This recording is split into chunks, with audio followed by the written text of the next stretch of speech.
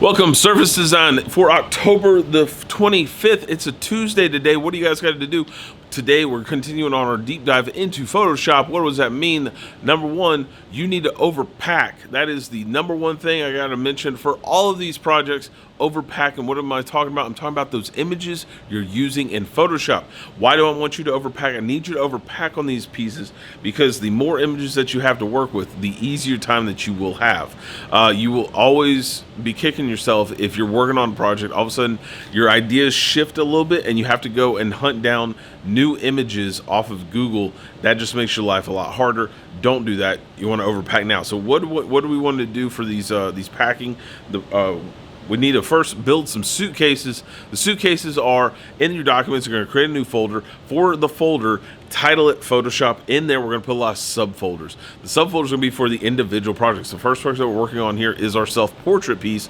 So we're going to make a self-portrait folder in there. Put in all your images. Now, if you have specific things that you want to do, like this is sports related stuff, this is gaming related stuff, this is clothing related stuff, and you want to break those out into individual pieces, by all means, make more folders.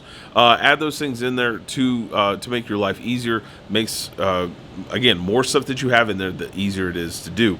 So what I like to do is go into Google, find an image that works. Now, here's the thing about the images when you're locating them. You're going to right click on the image, click the image to save image as. Now, save image as is going to pull up another save window. Make sure at the bottom it is either a PNG or a JPEG, a JPG, JPEG file. Make sure it is not the WEBM web. Basically, it's a web page file, and that will not bring into Photoshop. And you're wondering why you can't get that image in there. That is why. It's not the right file format. So make sure it is an image file, which is the PNG or the JPEG file system only. Make sure you're checking that off as you guys are going through and find all these images. Again, take your time, spend the day, find these images that are in there, and then we're going to start stacking them into our Photoshop thing. I've got another video that goes into that. One thing I want you to make sure that you're understanding is these things have to be layered together, that if I put certain pieces in certain orders, that some of them will not be seen because the image that is on top, that's at the top of the image stack there, that is the image that you're going to see all of 100%. If I have an image below it, they're going to hide behind each other. So make sure that you understand how that process works, because you're going to be getting into a lot of masking where we're having to mask different pieces of an image out so that we can see the other images behind it. And it's all about what you see in which relation to space that it is.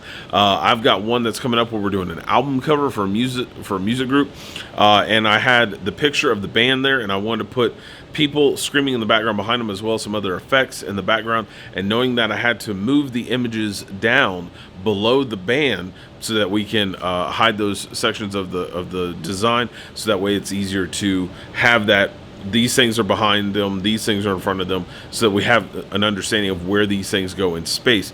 It is going to take a couple minutes to play around with that so you understand the concept. Once you get it, it's pretty good to go after that. So take your time, get some practice in, find lots of images. If you got questions, you know where to find me. Catch you guys later. Later, guys.